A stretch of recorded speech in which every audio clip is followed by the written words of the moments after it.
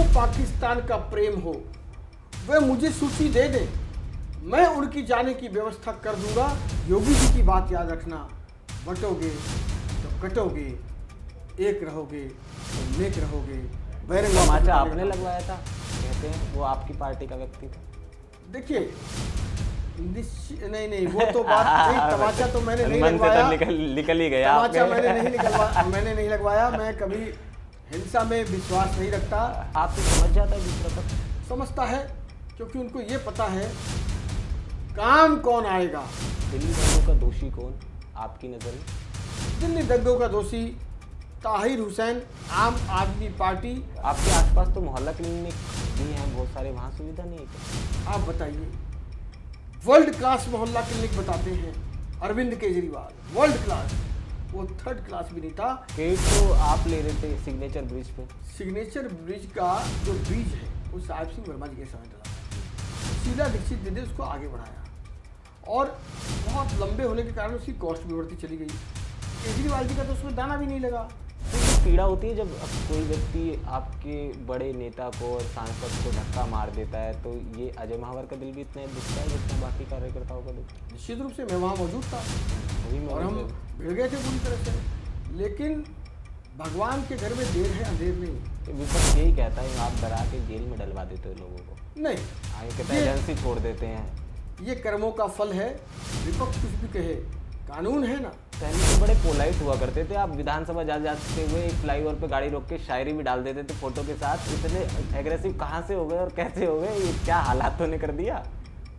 मतलब दुखी तो कर रहे हैं आपको विपक्ष वाले, देखे सत्ता दुखी कर रहे हैं। मेरी पुरानी बातें याद दिला दी। ये ठीक है, मैं शेरो शायरी भी करता था और फोटो भी डाल दिया करता था अच्छे कभी खेतों पर, कभी सिग्नेचर पर, कभी नदियों के किनारे, और नदियों के किनारे सम्मेलन भी किए हैं मैंने।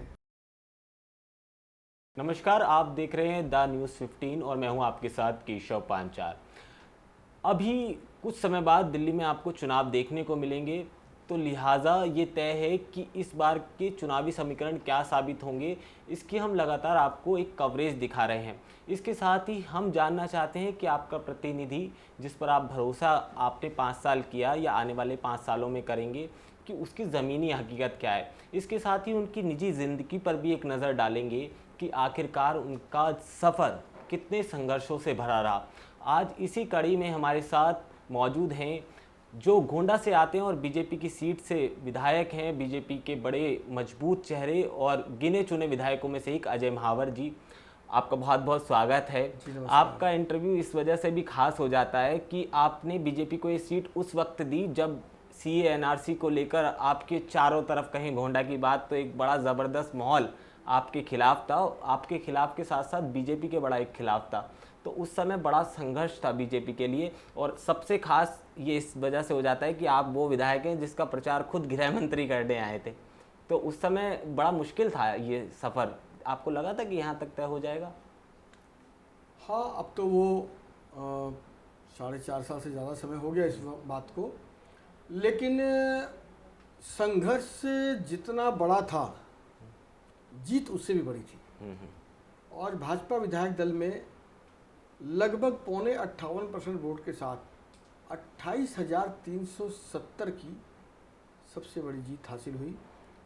संघर्ष सबसे बड़ा था, उससे भी बड़ी जनता के आशीर्वाद और प्रभु की कृपा से ये जीत भारतीय जनता पार्टी, उसकी नीतियों और उसके नेताओं के आशीर्वाद से मिला। मैं इस इंटरव्यू को शुरुआत से शुरू करना चाहता था, मगर एक सवाल मेरे जहन में ये है कि आपके इस 5 साल में बड़े फेसेस आए। एक बड़ा आपने जो दौर देखा वो दंगों का देखा, जब दिल्ली दहल रही थी और आप सड़कों पर निकले हुए थे, तो वो क्या प्री प्लान था या फिर मतलब आपके समझाने से लोग समझ रहे थे? उस समय बड़ा क्रिटिकल टाइम था, गोंडा के साथ साथ पूरे यमुना विहार या बाबरपुर या मौजपुर के लिए कह लीजिए, और आपने बड़ी अहम भूमिका निभाई। तो मैं तो सबसे पहले शुभकामनाएं देना चाहूँगा जनता की तरफ से यहाँ की, क्योंकि मैं भी लोकल ही हूँ। मगर वो बड़ा क्रिटिकल वक्त था, उसको कैसे फेस किया सरकार ने? हाँ, बड़ा कठिन समय था और मेरी पारी की शुरुआत हुई जिस दिन मैं शपथ ले रहा था। यहाँ दंगे भड़क चुके थे, फैल चुके थे और बुरी तरह फैल चुके थे। DCP अमित शर्मा पर अटैक हो चुका था। आप ये मानिए कि बेहद विषम परिस्थितियों में मेरी शुरुआत हुई, लेकिन जो जज्बा था लोगों का, कुछ लोग जो अन्य पार्टियों को थे, जिस पार्टी की सरकार थी दिल्ली में, जिसके 62-63 विधायक चुनकर आए थे, उसी पार्टी के निगम पार्षद ताहिर हुसैन ने ये दंगा किया था। वो मुस्लिम अपीसमेंट कर रहे थे, तुष्टीकरण कर रहे थे, लेकिन हमने समाज को बचाने का काम किया, सामाजिक सौहार्द बनाने का काम किया, शांति कराने का काम किया, लोगों की दुकानों को, मकानों को लूटने जलने से बचाने का काम किया। यहाँ जो अभी बांग्लादेश में मंजर है केशव जी, वो मंजर होने की स्थिति हो गई थी। भजनपुरा पेट्रोल पंप पर आग लगाकर पूरी कॉलोनी को जलाने का प्रोग्राम बनाया था। आखिर थे कौन वो लोग? ऐसी कौन सी पराकाष्ठा थी? क्या हम काफिर हैं?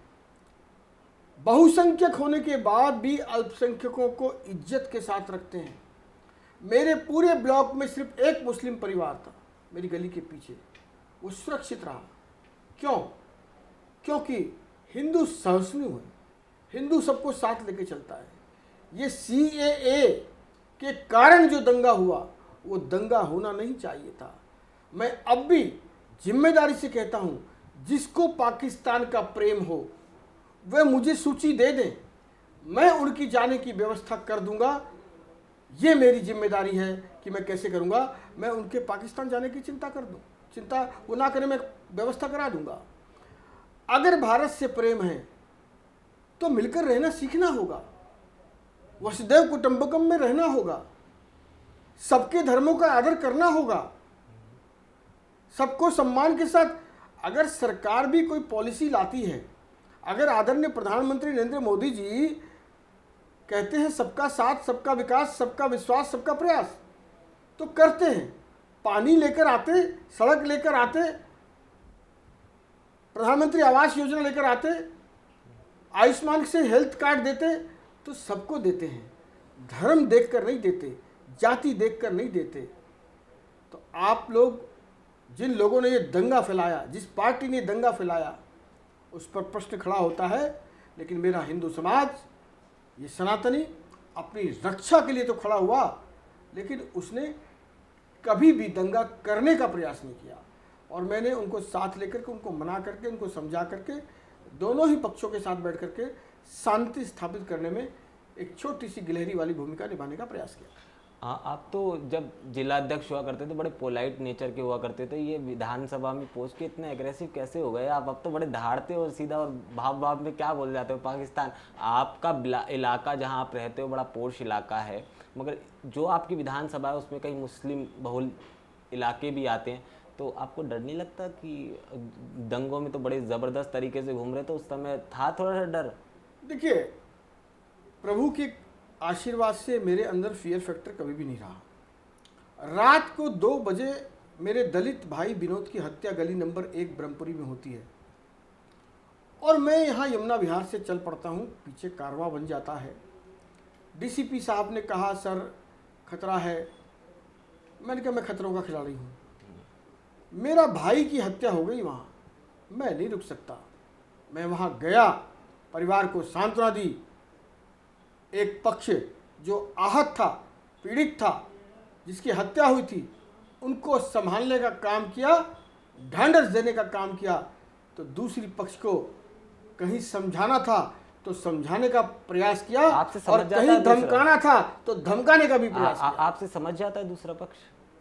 समझता है, क्योंकि उनको ये पता है काम कौन आएगा, उनकी सड़कें कौन बनाता है, कोरोना में उनको वैक्सीन कौन देता है, उनके नल में पानी आता है, उनका गटर गंदा होता है। तो सेवा का काम भी एक सच्चे जनसेवक के रूप में मैं करता हूँ। इसीलिए यह समझाने समझने की प्रक्रिया चल जाती है। दिल्ली दंगों का दोषी कौन आपकी नज़र में? दिल्ली दंगों का दोषी ताहिर हुसैन, आम आदमी पार्टी और मुस्लिम अपीसमेंट करने वाली वो पार्टियां हैं, वो कांग्रेस पार्टी हो, वो आम आदमी पार्टी हो, दोनों पार्टियों ने पूरी ज़िंदगी जब से इनकी पार्टी पैदा हुई है मुस्लिम अपीसमेंट का काम किया है। हम सर्वधर्म समभाव, यानी सभी धर्मों को समान आदर के साथ प्रकट करते हैं, लेकिन वो लोग ऑलवेज, और मुस्लिम अपीसमेंट ही सिर्फ नहीं करते, उसके आड़ में वो देशद्रोहियों के साथ भी खड़े हो जाते हैं। जब नारे लगते हैं जवाहरलाल नेहरू यूनिवर्सिटी में, भारत तेरे टुकड़े होंगे इंशाअल्लाह, अफजल हम शर्मिंदा है तेरे कातिल जिंदा है, तो यही राहुल गांधी, यही अरविंद केजरीवाल, यही वृंदा कारात वहाँ सपोर्ट करने जाते हैं। और जो नारे लगवाने वाला कन्हैया था वो हमारे आदरणीय सांसद मनोज तिवारी जी के सामने खड़ा होता है। दोनों गठबंधन मिलकर लड़ते हैं, लेकिन जनता ने जोरदार तमाचा मारकर उसको बैरंगा तमाचा आपने लगवाया था, कहते हैं वो आपकी पार्टी का व्यक्ति था। देखिए नहीं वो तो बात नहीं, तमाचा तो मैंने नहीं लगवाया, निकल ही गया तमाचा मैंने नहीं लगवाया। मैं कभी हिंसा में विश्वास नहीं रखता, लेकिन अगर कोई हमें छेड़ेगा तो हम उसे छोड़ने वाले भी नहीं हैं, इतना सामर्थ्य भी रखते हैं।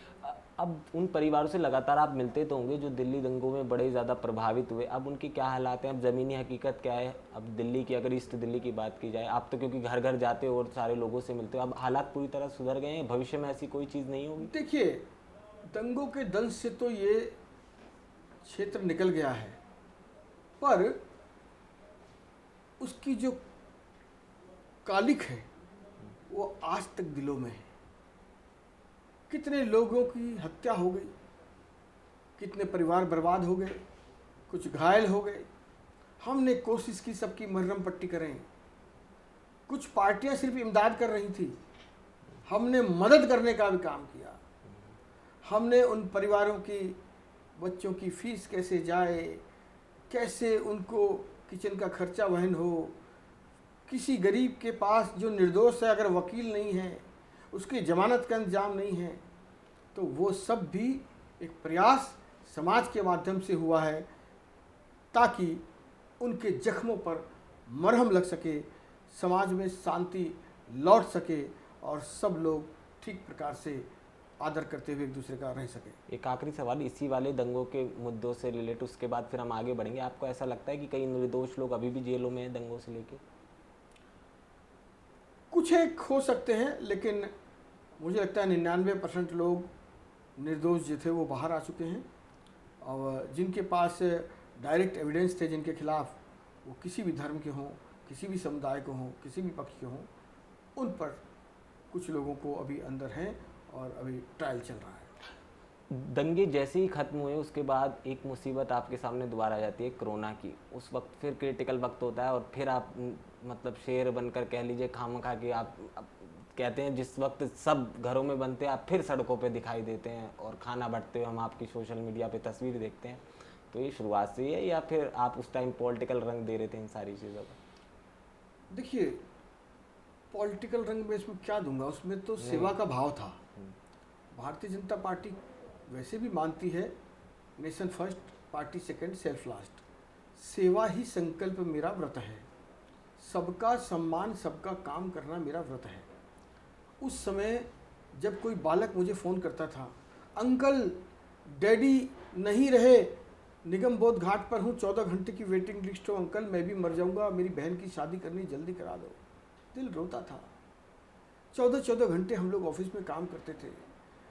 आपने कहा सरकारी के अलावा गैर सरकारी 30 लाख रुपए की चैरिटी हमने 6,500 उन परिवारों को हमने राशन मुहैया कराया, चाहे पाकिस्तान से विस्थापित आए हुए हिंदू थे, चाहे वो लोग जो सम्मान स्वाभिमान के कारण हाथ फैलाने में संकोच करते थे, भूखों मरना पसंद करते थे।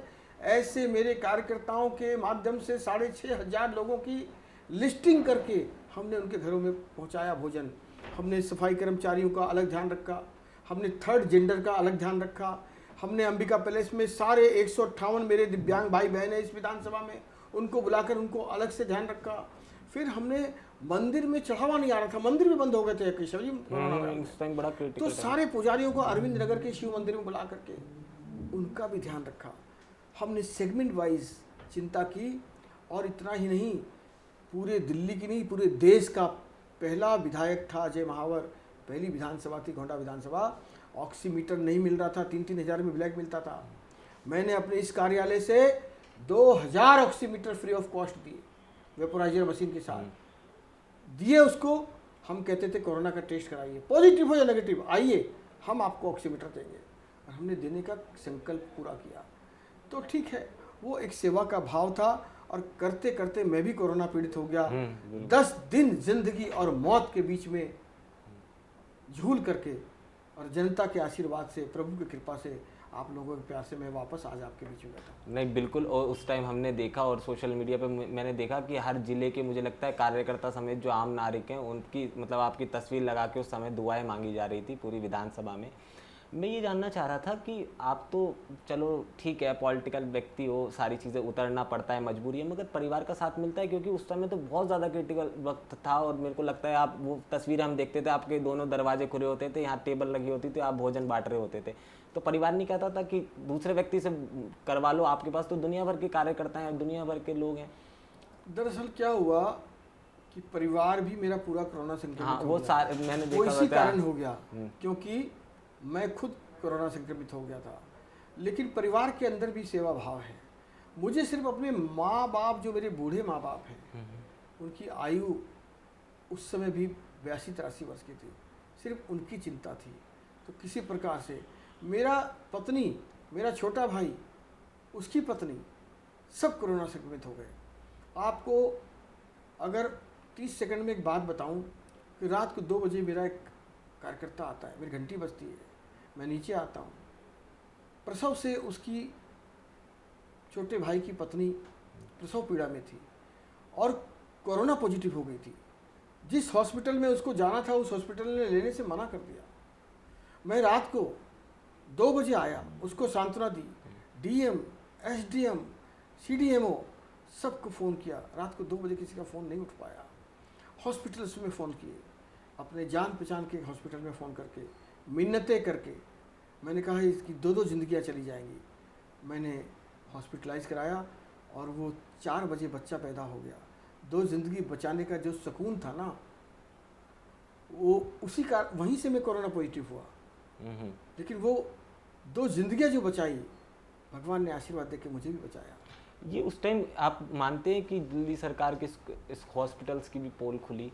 क्योंकि उस टाइम तो हॉस्पिटल में बड़ा मारा मारी थी। बताते हैं कि जीटीवी जो व्यक्ति गया वापस, मान लीजिए मतलब 70% लोग भी वापस नहीं आए। इतनी दुर्गति उस समय दिल्ली के हॉस्पिटल्स की थी, दिल्ली सरकार की। देखिए, अरविंद केजरीवाल बिल्कुल झूठे हैं, मक्कार हैं, फरेबी हैं, बहरूपिये हैं। उन्होंने दिल्ली को संभालने का बिल्कुल काम नहीं किया। एक तरफ दिल्ली ऑक्सीजन से तड़प रही थी, दूसरी तरफ हॉस्पिटल्स में सारी सुविधाओं का अभाव था। अगर माननीय गृह मंत्री आदरणीय अमित शाह जी दिल्ली के हॉस्पिटल में नहीं आते, एलएनजीपी में लाशों को नीचे पड़ा हुआ ना देखते, गंदगी और असुविधाएं ना देखते, तब दिल्ली संभल नहीं पाती। उन्होंने आके दिल्ली में इंटरप्ट करके संभाला और 10,000 बेड का सरदार कोविड टेम्परेरी हॉस्पिटल भी दिया। जगह जगह टेम्परेरी हॉस्पिटल बनाए और ऑक्सीजन, जिसके बारे में आतंक मचा रखा था केजरीवाल और उसके पूरे मंत्रिमंडल ने, झूठ बोल बोल करके लोगों को डराया जा रहा था। इतने घंटे का ऑक्सीजन बचा है, इतने घंटे का, धड़कनें बंद हो जाए इंसान की। ऐसे झूठे फरेबी अरविंद केजरीवाल को दिल्ली की जनता भूली नहीं है। अभी वक्त का इंतजार कर रही है, समय आने पर चोट भी देने वाला। आपके आसपास तो मोहल्ला क्लिनिक भी हैं बहुत सारे, वहाँ सुविधा नहीं है क्या? आप बताइए, वर्ल्ड क्लास मोहल्ला क्लिनिक बताते हैं अरविंद केजरीवाल, वर्ल्ड क्लास। वो 3rd क्लास भी नहीं था, एक मोहल्ला क्लिनिक चालू नहीं था। अरे जिस मोहल्ला क्लिनिक में मेरे कोरोना पॉजिटिव नेगेटिव का टेस्ट भी नहीं हो सकता, जो एक खुली वैन में हो सकता है, वो किस काम का मोहल्ला क्लिनिक? वहाँ सिर्फ जानवर और नशे के आदी लोग ज़्यादातर इस्तेमाल कर रहे हैं। कुछ मोहल्ला क्लिनिक चल रहे हैं तो वहाँ टेस्टिंग नहीं है, दवाइयाँ नहीं हैं, डॉक्टर नहीं है, इंतज़ाम नहीं है। तो कोरोना के टाइम में तो वो टोटल फेलियर रहा, वैसे भी टोटल फेलियर है। ये बहुत हार्ड हो गया। अब इंटरव्यू हम आ गए, सारी चीज़ों पे कवर हो गई मुझे लगता है। पिछले आपके 4 सालों को देखें, ये झारखंड में पैदा हुआ लड़का जो कलकत्ता घूमा, पढ़ाई करी, इतने सारे राज्यों में घूमा, वो विधानसभा में आखिरकार कैसे बैठ गया? अब ये तो सेवा का भाव था। मेरे फोर फादर, मेरा नेटिव प्लेस राजस्थान में है, अलवर जिले के बानसूर तहसील में। मैं झारखंड में पैदा हुआ, साहिबगंज नामक एक जगह में। प्रारंभिक शिक्षा मेरी वहाँ हुई। बचपन से ही संघ प्रवेश हो गया अल्पायु में, और मैं गणित शिक्षक रहा, मुख्य शिक्षक रहा। और फिर वो जब बचपन से एक विचार आ जाते हैं, तब उसके बाद इंसान कहीं भी चला जाए, तो मैं जिस भी शहर में रहा, जहाँ भी रहा, संघ प्रणाम नहीं भूला। जिसके कारण मैं दनकौर मेरी ननसाल है, गौतम बुद्ध नगर में, बिहारी लाल इंटर कॉलेज में 2 साल पढ़ा। फिर मैं कलकत्ता पढ़ा, फिर मैं राजस्थान से मैंने पोस्ट ग्रेजुएशन की पॉलिटिकल साइंस से। तो विचार जब आ जाते हैं अंदर, तो कहीं भी रहे उसका सेवा का भाव, उसका राष्ट्र प्रेम, उसका धर्म प्रेम, वो कहीं नहीं जाता। नर ही नारायण सेवा को हमने महत्व दिया है, और वो आज तक कर रहे हैं। विपक्ष में होते हुए भी लाख discrimination of politics Arvind Kejriwal करते रहे, वेंडेटा करते रहे, लेकिन हमने सेवा का संकल्प नहीं छोड़ा, और अपनी विधानसभा में भी खूब डेवलपमेंट का काम किया है।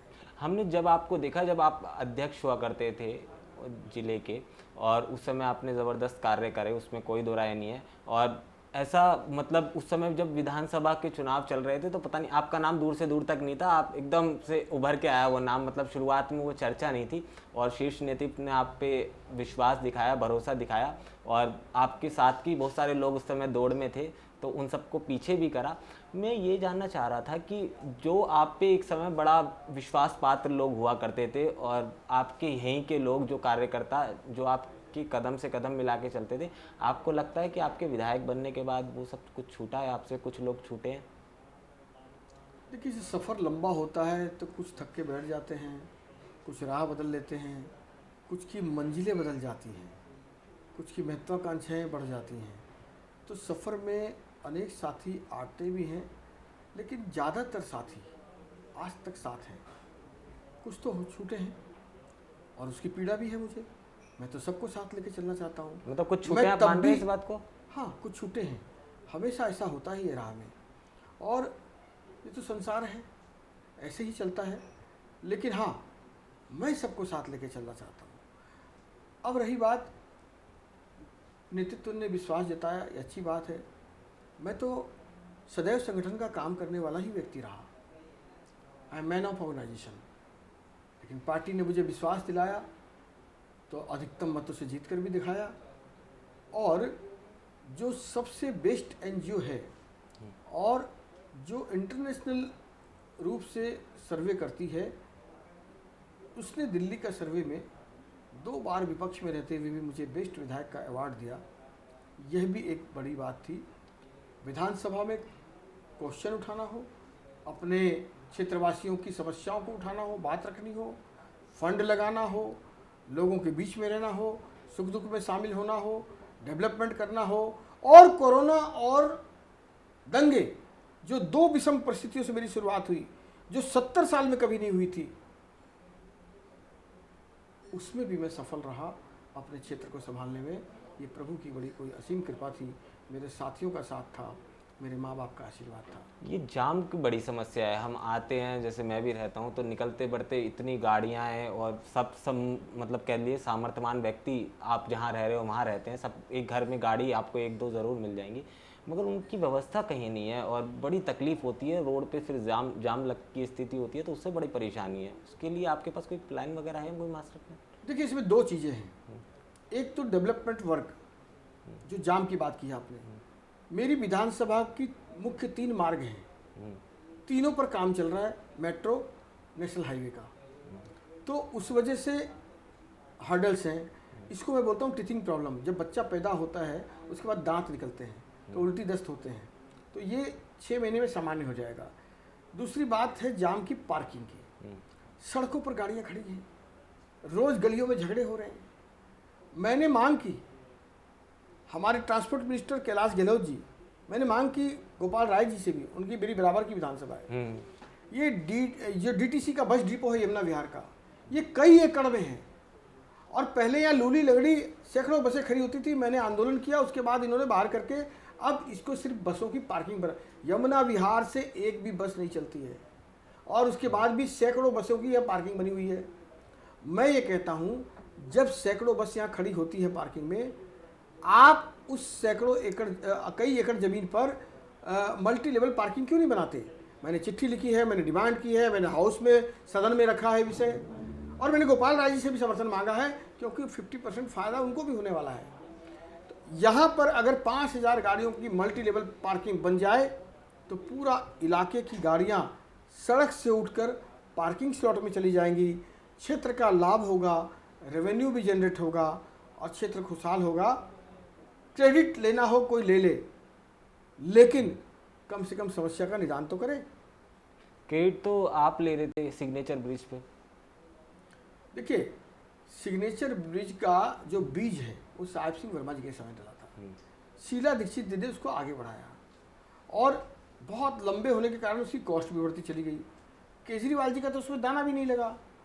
अब बीच में जब राष्ट्रपति शासन आया तो मनोज तिवारी जी ने जा कर के एलजी से और केंद्र से उसमें जो रुका हुआ कुछ पैसा था उस समय डेवलपमेंट के लिए लगभग 35 करोड़ के आसपास, 33 पॉइंट समथिंग करोड़ रुपए, जो उस समय काम रुका हुआ था उसको चालू कराया। और इसलिए सिर्फ हमारा क्रेडिट नहीं है, फीता आप काट नहीं मैं पाए। बहुत स्पष्ट हूँ, कोई दुविधा नहीं है मुझे बोलने में। ये हमारा भी क्रेडिट है, लेकिन ये साझा क्रेडिट है, सबका क्रेडिट है। इस क्षेत्र के लोगों ने बहुत दुख झेला है इस ब्रिज के लिए, और अभी भी उसका काम बहुत सारा उसका पार्ट बाकी है। ब्रिज तो खुल गया लेकिन उसके जो लिफ्ट वगैरह का काम बहुत शायद। काम बाकी है अभी उसमें। तो ये पीड़ा होती है जब कोई व्यक्ति आपके बड़े नेता को और सांसद को धक्का मार देता है, तो ये अजय महावर का दिल भी इतना ही दुखता है जितना बाकी कार्यकर्ताओं का दुखता है। निश्चित रूप से मैं वहाँ मौजूद था वही और हम भिड़ गए थे पूरी तरह से, लेकिन भगवान के घर में देर है अंधेर नहीं। जिस अमानतुल्लाह खान ने आदरणीय सांसद मनोज तिवारी जी को धक्का मारा था वो आज कहाँ हैं? जेल में हैं, और मनोज जी तीसरी बार सांसद हैं। यही ईश्वर का न्याय है। विपक्ष यही कहता है आप डरा के जेल में डलवा देते हो लोगों को। नहीं, आगे कहता है एजेंसी छोड़ देते हैं। ये कर्मों का फल है। विपक्ष कुछ भी कहे, कानून है ना, न्याय है ना। अगर आप संविधान को मानते हो, न्यायालय को मानते हो, न्यायाधीशों को मानते हो, कानून को मानते हो, तो फिर आधा अधूरा मत मानिए, पूरा मानिए। जब गिरफ्तार हो जाएं तब बीजेपी ने करा दिया, ईडी ने करा दिया। जब जमानत ना मिले तो बीजेपी वाले नहीं होने दे रहे, जब जमानत मिल जाए तो देखो जी कोर्ट से हमको न्याय मिल गया। ये कड़वा कड़वा, थू थू और मीठा मीठा गप गप, ये गलत सिद्धांत है। न्यायालय, न्याय, कानून और संविधान, उसको मानना चाहिए। दृष्टि उसकी है, कोई गलत किसी के साथ कर नहीं सकता। पहले तो बड़े पोलाइट हुआ करते थे, आप विधानसभा जाते हुए एक फ्लाईओवर पे गाड़ी रोक के शायरी भी डाल देते थे फोटो के साथ। इतने एग्रेसिव कहाँ से हो गए और कैसे हो गए? ये क्या हालातों ने कर दिया? मतलब दुखी तो कर रहे हैं आपको विपक्ष वाले, देखे सत्ता दुखी कर रही है। मेरी पुरानी बातें याद दिला दी। ये ठीक है, मैं शेर व शायरी भी करता था और फोटो भी डाल दिया करता था, अच्छे अच्छे, कभी खेतों पर, कभी सिग्नेचर पर, कभी नदियों के किनारे। और नदियों के किनारे सम्मेलन भी किए हैं मैंने, आपको ध्यान होगा पुराने समय में। लेकिन ठीक है, राजनीति का अपना मिजाज है और जनता का भी अपना मिजाज है, तो हम तो उनके अनुरूप चलते हैं। लेकिन जिस प्रकार की कट्टर, बेईमान, भ्रष्ट, निकम्मी, नकारा, दूसरों के माथे पर ठीकरा फोड़ने वाली, लड़ाई झगड़ा, कन्फ्रंटेशन जिसका सिद्धांत हो, ऐसी सरकार के साथ काम करते करते कुछ तो डेंट हमको भी पड़ गया, ये मैं स्वीकार कर सकता हूँ। क्योंकि ऐसे लोगों के बीच में काम करना सहज नहीं है। अपनी बात बोलो तो बोलने नहीं देते, क्वेश्चन आवर में क्वेश्चन करने नहीं देते, कॉलिंग अटेंशन लगाने नहीं देते, शॉर्ट ड्यूरेशन नोटिस को एक्सेप्ट नहीं करते, और जब कुछ बहने की कोशिश करो, कुछ कहने की कोशिश करो, तो मार्शल उठा करके 8-8 हमको बाहर फेंक देते हैं और कैमरे में आने नहीं देते। क्योंकि अगर कैमरे में आ गया वो मार्शल उठाता हुआ फेंकता हुआ तो कुछ सिंपैथी हमें भी मिल तो आप जाएगी। राहुल गांधी को भी तो नहीं आने देते कैमरे में? नहीं, हम तो सारा कुछ दिखाते हैं, हम तो सारा निष्पक्ष से दिखाते हैं, हम माइक बंद नहीं करते, हमारा सब कुछ बंद है। और जैसे ही हमको मार्शल उठा के बाहर फेंकेगा या हम कुछ बोलेंगे तो सारा फोकस या तो स्पीकर साहब पे कर देंगे या विपक्ष के पकड़ देंगे, हमारे पर कैमरे नहीं होते। आप तो विधायक बन के आनंद आ रहा है, आप ना पुलिस ना कुछ ना, आप तो बाइक पे घूमते नजर आते हैं हमें। ये कैसा विधायक घूम रहा है? मतलब कभी बाइक पे निकलते हो, कभी पैदल निकलते हो, आपको कहीं मार्केट में घूमते हो आसानी से मिल जाते हो, तो आप विधायकी वाले सुख नहीं भोग रहे जितने भोगने चाहिए, या दूसरे लोग जो भोग रहे हैं? ये बात ठीक है, सहजता का जीवन जी रहा हूँ, जैसा था वैसा ही हूँ और भगवान करे ऐसा ही रहूं। हमारे अटल बिहारी वाजपेयी जी जो मेरे प्रणेता हैं, जिनसे मैंने बहुत कुछ इनके सिद्धांतों से सीखा। वाजपेयी जी के से तो मिले होंगे कई बार, उनकी कुछ बात बताएं ना, उनका स्वभाव कैसा तो वो था? कहते थे, वो बड़े मृदुभाषी थे, वो बड़े हो रोतों को ये कविता वाला जो ट्विटर है वो वहीं से आया है? तो उन्होंने जो कहा था ना कि हे प्रभु मुझे इतनी ऊंचाई मत देना कि मैं अपनों से गले लग न सकूं, इतनी रुखाई मत देना वाह, कि मैं अपने से गले मिल ना सकूं। तो वो मुझे याद रहता है और उनसे तो मैंने सारी प्रेरणा ली है केशव जी। बहुत झंझावत आई है जीवन में, और जब आपने कोरोना की बात की, जब आपने दंगों की बात की, तब भी हम कहते थे बाधाएं आती हैं आए, घिरे घटा की घोर प्रलयें, पाँव के नीचे अंगारे, सिर पर बरसें यदि ज्वालाएं, निज हाथों के हंसते हंसते आग जलाकर जलना होगा। सबसे कहते थे हम कदम मिलाकर चलना होगा, कदम मिलाकर चलना होगा, कदम मिलाकर चलना होगा, समाज को कदम मिलाकर चलना होगा। ये हमने दंगों में भी कहा, ये हमने कोरोना में भी कहा, और ये सब असर आदरणीय वाजपेयी जी। आप ये लाइट होने के लिए क्या करते हैं? मतलब अब तो आज तो देखो कितने जॉली मोड में लग रहे हो, वैसे क्या करते हो जॉली मोड में होने के लिए आप? ये पूरे दिन की भाग दौड़, इतने कार्यकर्ता, विधानसभा, शोर शराबा, आजकल तो विधानसभा में बड़ा ज़बरदस्त बोलना शुरू कर दिया, आप बड़ा एग्रेसिव बोलते हो, ये मूड ठीक करने के लिए करते हो? पहले तो केशव जी कभी कभी हम शाम को बैठ जाते थे? नहीं, पिक्चर देखने चला जाता था कभी कभी, पर अब तो फिल्म देखे भी थिएटर में बहुत समय हो गया। आखिरी कब देखे आपने? करीब मुझे याद नहीं, शायद विधायक बनने के बाद तो मैं देखा भी कि नहीं देखा मुझे याद नहीं। विधायक बनने से पहले साल में 3-4 पिक्चरें देखता था मैं फैमिली के साथ। अभी समय मिलता नहीं है, लेकिन आज भी मैं म्यूजिक सुनना पसंद करता हूँ। तो आपने पूछा कि आप अपने आप को हल्का कैसे करते हो, तो कभी कभी मैं ये नहीं पूछ सकता ना आम कैसे खाते हो, तो मैंने कहा यही पूछ लूँ कि हल्का कैसे करते हो खुद को। तो मैं यूट्यूब पे कभी कोई अच्छा पुराने गीत लगा लेता हूँ, गज़ल लगा लेता हूँ और आंखें बंद करके सुनता हूँ। कभी कभी गाड़ी में भी लगा लेता हूँ, उससे कहीं ना कहीं मेरी बैटरी चार्ज होती है। दूसरा, जब कभी मन विचलित हो जाए, जब कभी मन परेशान हो जाए, तो मैं वृंदावन बांके बिहारी लाल जी के पास चला जाता हूँ। उनके दर्शन मात्र से ही मेरी सारी चीज़ें कष्ट। 3 महीने के बाद के हालात क्या लग रहे हैं अजय महावर जी? गंभीर सवाल किया आपने। 3 महीने बाद जब चुनाव होंगे तो दिल्ली में भारतीय जनता पार्टी की सरकार होगी और मोदी जी के साथ मिलकर डबल इंजन की सरकार बनेगी।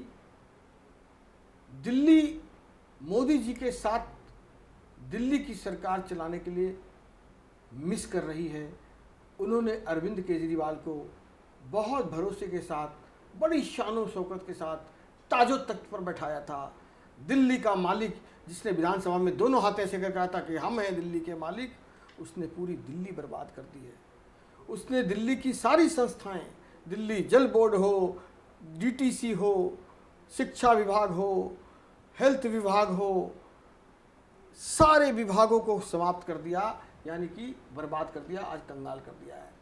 और दिल्ली करा रही है। लंदन पेरिस की बात करते थे, दिल्ली को दिल्ली नहीं रहने दिया। सबसे प्रदूषित राजधानी दिल्ली बन गई दुनिया की। शर्म आती है हमें। यमुना मैया मेरी 10 साल में वो सौगंध खाते रहे, यमुना मैया में डुबकी लगवाऊंगा, खुद डुबकी लगाने के काबिल नहीं हो पाए।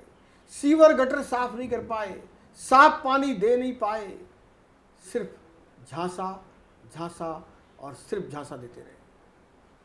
मुख्यमंत्री का चेहरा कौन आपका? जो कैबिनेट के तो आकलन लगा लेंगे हम, छोड़ो, मगर मुख्यमंत्री का चेहरा बताओ। देखिए, हमारे यहाँ स्वस्थ लोकतंत्र की परंपरा है। आपको समझ नहीं आता, आप हरियाणा में पहले करते, तो हरियाणा में आदमी आज तक दहशत में है कि ये हुआ क्या है। मीडिया वाले अलग सोच रहे हैं, पार्टी अलग सोच रही है, कांग्रेस अलग मंथन कर रही है, आप तो समीकरण ऐसे बैठा देते हो। बात ठीक है, और समीकरण ऐसा बैठाना भी चाहिए। मूल उद्देश्य है सेवा संकल्प। दिल्ली अभी भाजपा को मिस कर रही है। अब हम सब मिल करके सामूहिकता से लड़ेंगे, और पार्लियामेंट्री बोर्ड हमारा बहुत समझदार है, हमारा नेतृत्व बहुत समझदार है। निश्चित रूप से वो अच्छा निर्णय लेंगे। आपने सोचा नहीं होगा कि कभी धामी मुख्यमंत्री बनेंगे, आपने सोचा नहीं होगा कि कभी मोहन यादव। इस बात को हम किस तरह से लें?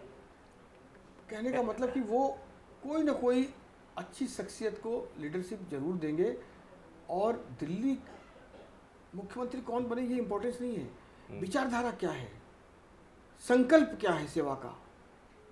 आप नीचे से ऊपर तक सबको साथ लेके कैसे चल सकते हैं, अपने काम से दिल्ली का दिल कैसे जीत सकते हैं, कमिटमेंट की वैल्यू कैसे कर सकते हैं, गरीबों का कल्याण कैसे कर सकते हैं, महिलाओं का युवाओं का सम्मान कैसे करते हैं, वरिष्ठ नागरिकों को किस प्रकार से आप रिस्पेक्ट करते हैं, सारी दिल्ली को सामूहिकता में कैसे लेकर चल सकते हैं। ये जज्बा उसके अंदर होना चाहिए, ये समझ उसके अंदर होनी चाहिए, सबको साथ लेने की कला उसके अंदर होनी चाहिए। ऑर्गेनाइजेशन और एडमिनिस्ट्रेटिव दोनों रूप में वो निपुण होना चाहिए। मुझे लगता है हमारा नेतृत्व बहुत समझदार है। देश सुरक्षित हाथों में है, हमारे अनेक प्रदेश सुरक्षित हाथों में हैं। दिल्ली भी निश्चित रूप से कोई न कोई भाजपा का कार्यकर्ता जरूर अच्छा आएगा, जिसको भी केंद्रीय नेतृत्व और पार्लियामेंट्री बोर्ड कहेगा वो उसको चलाएंगे। लेकिन हमारा नेतृत्व सामूहिकता में और सेवा में विश्वास करता है। एक आखिरी सवाल बड़ा संजीदा सा, और उसके बाद खत्म करेंगे, कि आपके कुछ कार्यकर्ताओं ने चुनावों से पहले कहा कि हमें वो वोट नहीं चाहिए जो हमारे हैं ही नहीं। उस समय दौर था सीए एनआरसी का, और आपकी पूरी विधानसभा उससे घिरी पड़ी थी। लगातार करदमपुरी की बात करें तो प्रोटेस्ट हो रहा था, उधर भजनपुरा की बात करें चांदमंग में तो बड़ा प्रोटेस्ट था, बड़ा जमावड़ा था। आप आज भी इसी बात पे स्टैंड करते हैं, या मतलब आप सबको साथ लेके चलना चाहते हैं? उनको कैसे इंस्पायर करेंगे और उनको कैसे साझा करेंगे अपने भाव, जो आज भी आपसे अलग ढलग हैं, कह लीजिए, जिन्हें दूसरा व्यक्ति अपना वोट बैंक बताता है? मैं स्पष्ट हूं, धर्म कोई भी हो, समुदाय कोई भी हो, राम भक्तों की टोली के साथ, राष्ट्र भक्तों की टोली के साथ, सर्वधर्म समभाव के साथ, सबका साथ सबका विकास के साथ खड़े हो जाइए, और काम को, व्यक्तित्व को, सेवा को मान दीजिए। उस समय जो हुआ वो अच्छा नहीं था, क्योंकि सीएए किसी के विरोध में नहीं था। गलतफहमियां फैलाई गई, गलतफहमियों से जो लोग सबक लेंगे ठीक है, नहीं तो अपनी राम राम। अपनी राम राम। और ये मैं अब 3-4 महीने पहले आपके यहाँ आया था, तो एक बोर्ड आपने सोसाइटी में घुसते ही लगा रखा है कि टुकड़े टुकड़े गैंग का आना मना है। इसको थोड़ा सा संक्षिप्त में समझा दीजिए ना। देखिए, टुकड़े टुकड़े के मैंने कहा जवाहरलाल नेहरू यूनिवर्सिटी में नारे लगे। वो आपने लगाया था ना, फोटो आपकी लग रही थी पोस्टर? नहीं नहीं, मेरी फोटो नहीं थी उसमें, वो आईडब्ल्यू ने लगाई थी। अच्छा। और यमुना विहार में और मेरी विधानसभा में जगह जगह लगी हुई थी। आईडब्ल्यू स्व प्रेरणा से लगा रही थी। कन्हैया कुमार से उनको दिक्कत थी टुकड़े टुकड़े गैंग के कारण। और कुछ भी हो जाए, राष्ट्र से बड़ा हम नहीं हो सकते। और धर्म भी, देखिए, कंधे से चौड़ी छाती नहीं होती, और धर्म और देश से बड़ी जाति नहीं होती। कई लोग जाति का ढिंडोरा लेके पीटते हैं। क्यों पीट रहे हैं? किसकी जाति बची अफगानिस्तान में? किस जाति का गौरव बचा पाकिस्तान में? किस प्रकार तार तार किस जाति का गौरव बच रहा है बांग्लादेश में जो तार तार हो रही हैं? क्या पूछा जा रहा है कि तुम इस जाति की हो, तुम उस जाति को हो? बहन बेटियों की इज्जत लूट रही है, संपत्तियां लूटी जा रही हैं, जलाई जा रही हैं, मंदिर तोड़े जा रहे हैं। क्या जाति पूछकर? बाहर निकलिए जाति से और देखिए देश के संविधान में जिन्होंने मुस्लिम अपीजमेंट किया हो, सबक उनको सीखना है और उनसे सीखना है। बहुत बहुत शुक्रिया। और एक बार जाते जाते गोंडा की जनता के लिए कोई संदेश छोड़ दीजिए। और आने वाले 3 महीनों के बाद चुनाव है, और जनता किस ओर जाए और क्या कुछ उसे सोच के मतदान करे। एक बार ये जनता और दिल्ली की जनता के लिए कुछ कहना चाहें जो आप। मैं तो सिर्फ इतना ही कहूँगा कि जैसे कुछ लोग लव जिहाद की तरह वोट जिहाद कर रहे हैं, जातियों में बांटना चाहते हैं, बहरूपियों बनकर नाम बदलकर षड्यंत्र करना चाहते हैं, बकरी की खाल में भेड़िए घूम रहे हैं। यहाँ आकर कुछ बोलते हैं, उनकी पार्टी संसद में कुछ बोलती है। ऐसे लोगों से सावधान रहिए। मैं आपका बेटा हूँ, भाई हूँ, दोस्त हूँ, जैसा हूँ आपका हूँ, काम खूब करता हूँ। मैंने कहा था चुनाव से पहले, अपने किसी भी काम से आपकी नज़रें झुकने नहीं दूंगा। हे गोंडा के वासियों, मैंने अपने चरित्र से, अपने काम से, अपने व्यवहार से, अपने डेवलपमेंट से, अपने राष्ट्र प्रेम से, अपने धर्म प्रेम से कहीं से भी आपकी नज़रें झुकने नहीं दी। खूब काम करता हूँ, करता रहूँगा। लेकिन योगी जी की बात याद रखना, बटोगे तो कटोगे, एक रहोगे तो नेक रहोगे, यही मूल मंत्र है। इसको समझकर ध्यान रखना, आपका डेवलपमेंट, आपकी सुरक्षा होती रहेगी, ये मेरा वादा है। बहुत बहुत शुक्रिया हमें इतना कीमती समय देने के लिए। तो अजय महावर जी हमारे साथ थे, गोंडा से विधायक हैं और जिस तरह से आपने सुना हमेशा से बेबाक बोलते आए हैं और विधानसभा में हम लगातार इनकी आवाज़ सुनते रहते हैं। दिल्ली में 3 महीने बाद चुनाव होने वाले हैं। बीजेपी अपनी जीत को लेकर इस बार आश्वस्त होने वाली है और लग भी रहा है, मगर हाँ देखना होगा कि बीजेपी का दिल्ली से जो वनवास एक लंबे समय से चल रहा है, क्या बीजेपी इसे ख़त्म कर पाएगी। और अजय महावर के हौसले देखकर तो ये लगता है कि बीजेपी ने इस वक्त एक मास्टर प्लान तैयार किया है और दिल्ली की जनता का मूड समझना बड़ा दिलचस्प होगा कि वो किसको करती है, या वो फ्री की रेडियो में बटती है, या जो अजय महावर ने काम गिनवाए उन पर वोट होता है। ये तो खैर वक्त बताएगा।